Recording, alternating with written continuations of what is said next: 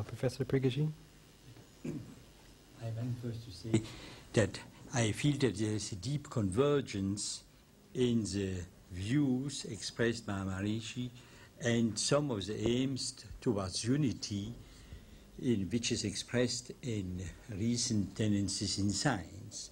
And therefore there are many comments about that which I suppose will be discussed during the conference. There was, however, one statement made by Maharishi which I am not exactly understanding, and I would like to, it's a very optimistic statement, and I would like to see if I have not perhaps badly understood it. It is a statement made that suffering is related to violation of laws of nature. Yeah.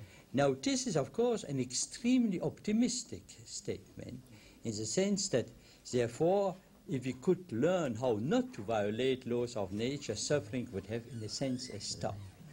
Now if I understand rightly, of course if we would stop to live, in a sense there would be also no suffering. But in a sense, how to combine life with absence of suffering is not life in a sense always a conflict and always related to some amount of suffering because of the conflicts which themselves are part of the reasons for evolution in a sense. The conflicts which we see, let's say, I would not like to simplify too much, but let's take an ecosystem in which we have prey, predators, we have all kinds of species together. And it is in the conflict between them that we see finally the possibility of evolution. And therefore I wondered if it's not possible to make a little this statement more clear.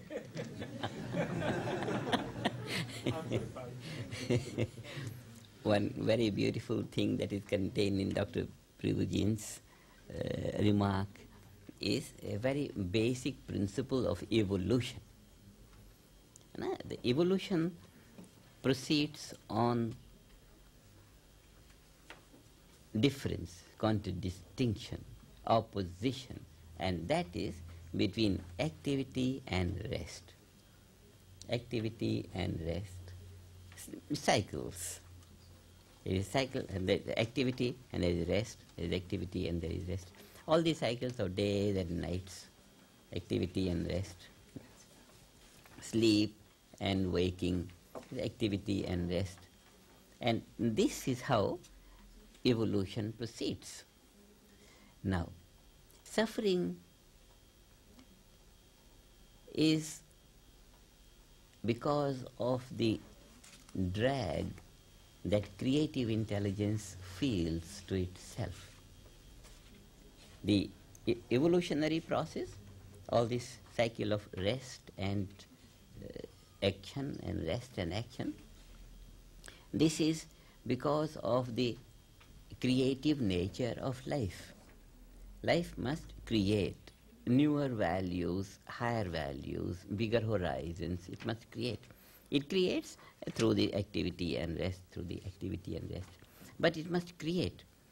At any time, for any reason, if this creative tendency of life, this creative nature of life, this creative intelligence of life is obstructed from creating, it begins to feel uncomfortable. Creative intelligence begins to feel uncomfortable at any moment where it finds restriction for its free and full expression, because it must express more and more and more. This is the nature of life, to grow. And this is the evolutionary process. At the basis of every evolutionary process, at every basis, at every stroke of evolution, at the basis of every step of evolution is creative intelligence. Obstruction to it makes life uncomfortable. Uncomfortable is what we say pain or suffering or problems and struggle and all that. Now, if the activity, which is a cycle of rest and action, this progression, is in tune with its source, which is unbounded, the home of all the laws of nature. If the activity is in tune with it, then it will keep on deriving vitality. Otherwise, it will start to suffer. One example, a wave rising high. If it rises high, if it keeps on rising high only and does not amass water at its base, then it becomes weak. So the creative intelligence needs a very comprehensive stroke of action and equally comprehensive strokes of rest. And in this example of the wave rising high, what we find is the vertical activity of rising high must be supported by the horizontal activity of amassing more water at the base. And then the evolutionary process will keep life of the wave integrated. Or else, if it loses the contact with the base, it only keeps going high and high. It becomes weak, and then even the small breeze will shatter the crest.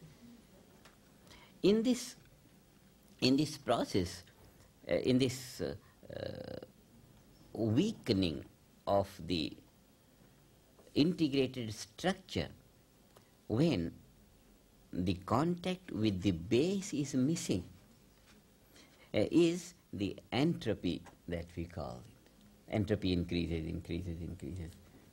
Now when the entropy increases, life becomes more disintegrated and all that.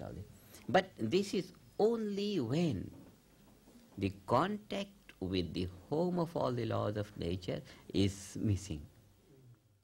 Now we see that human nervous system, because of its great adaptability inherent in it, it must be capable of adapting itself to that condition from where the conscious contact with the infinite, with the unbounded, with the home of all the laws of nature will not be lost.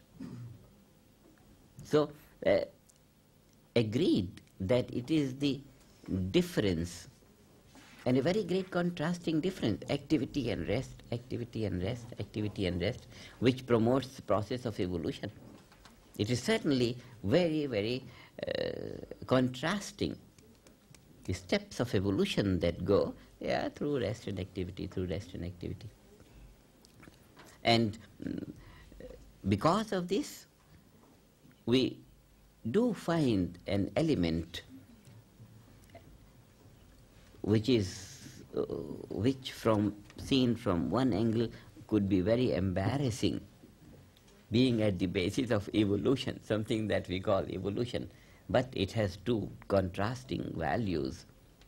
One opposes the other. Rest opposes activity, activity opposes rest.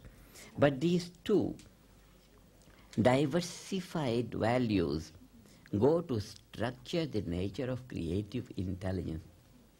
Just because it is creative, it must have these two elements, one destructive and one promotive. One state must be destroyed for the other to come up.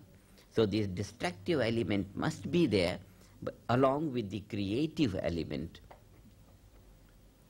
In this way, we do find process of evolution having these two contrasting values. And these contrasting values, one after the other, are necessary. It is they who comprise creative intelligence.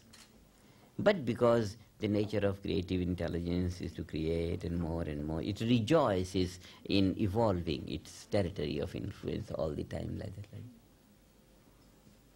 So with all the element of destruction at the basis of creative or evolutionary process, we don't find it should be allowed to extend its influence to cause struggle or suffering. Because struggle is something where one which offers resistance to progress. And resistance to progress is anti-evolutionary, and therefore we can't think that resistance is a part of evolutionary process. So we can't think suffering is a part of life, which is always evolutionary, always evolutionary.